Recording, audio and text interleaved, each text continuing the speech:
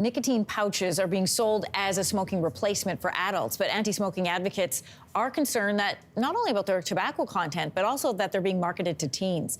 Now, some advocacy groups are asking for sales to be restricted or stopped immediately. This is one of those commercials. For a closer look, we are joined by Cynthia Kellard, Executive Director at Physicians for a Smoke-Free Canada. She's in Ottawa this morning. Good morning. Morning.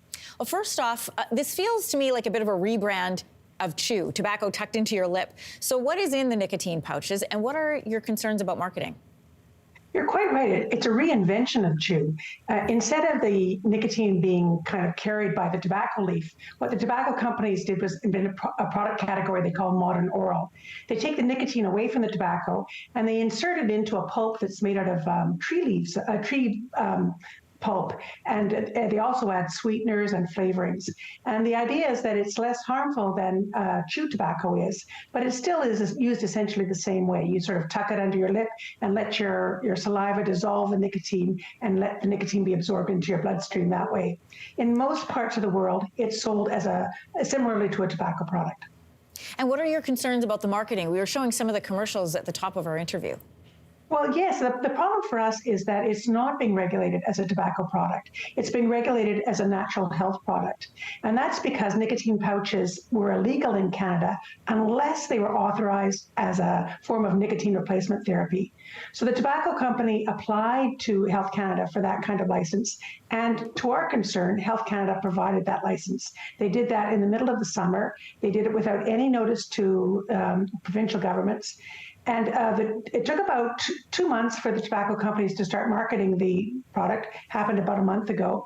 And since then, we've seen them in convenience stores across the country. We've seen the advertising on Instagram and other places, and we've seen their availability and their price.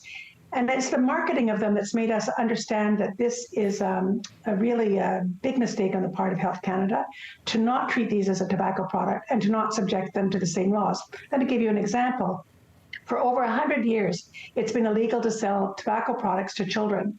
But for some reason, it's not illegal to sell these nicotine pouches to children. That's probably our primary concern at this time. So any convenience store owner not only doesn't have a legal restriction on who he can sell these products to, arguably they don't even have a right to refuse a sale. So they are a new risk. And since the story broke, say a week or so ago, we've been hearing stories of kids and hockey teams using them a lot. So we see this as an urgent problem that needs to be fixed. Yeah, and it seems to follow in direct correlation to the fact that we know that smoking numbers may be down for teens, but numbers for teens using alternatives like this have gone up.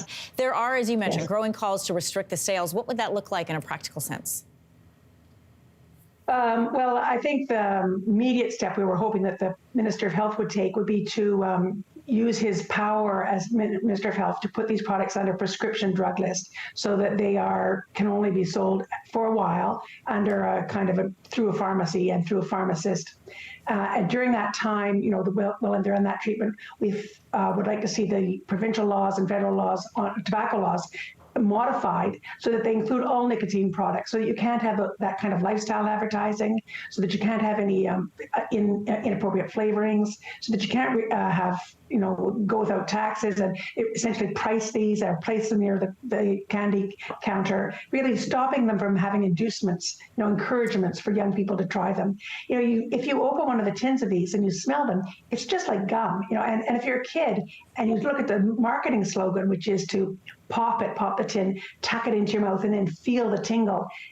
What 14-year-old wouldn't want to try that? It's just marketed, the whole marketing mix is done in a way that's bound to encourage kids to try it. So we think all of those practices should be modified in the same way that they have been for tobacco. We reached out to one of the makers of the pouches. They declined to send a statement. But what has the official response been from companies who are making pouches?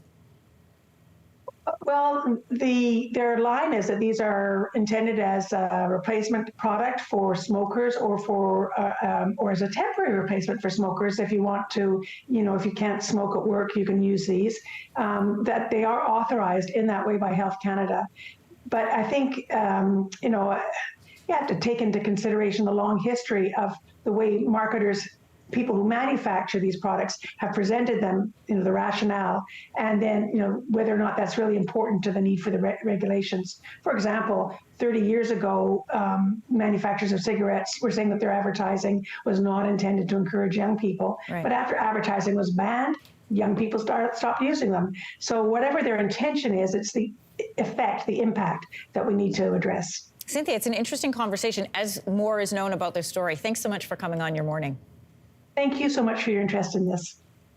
Hey, thanks for watching. If you liked this, be sure to subscribe here, or you can check out more Your Morning videos right here.